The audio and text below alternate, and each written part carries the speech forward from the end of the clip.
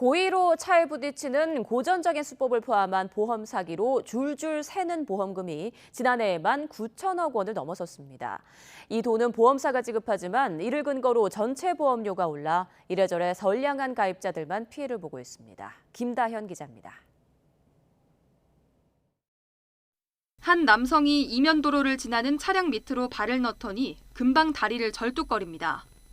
또 다른 장소에서는 갑자기 백미러에 팔꿈치를 들이밀더니 아프다는 듯 매만집니다. 지난 4월부터 51차례에 걸쳐 보험금을 비롯해 3,300만 원을 가로챈 혐의로 40대 남성이 경찰에 붙잡혔습니다.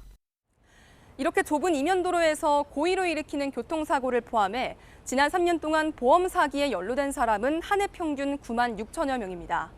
피해 금액도 해마다 늘어나고 있는데 지난해 집계된 금액만 9천억여 원에 달합니다.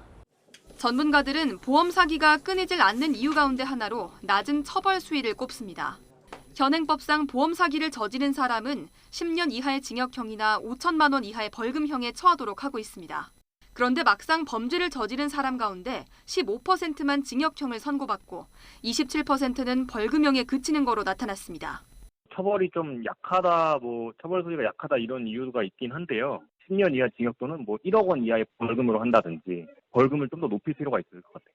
보험 사기가 이어지는 사이 정작 피해를 보는 건 다른 보험 가입자들입니다. 보험사들이 손해율을 높여 결국 보험료를 인상하기 때문입니다.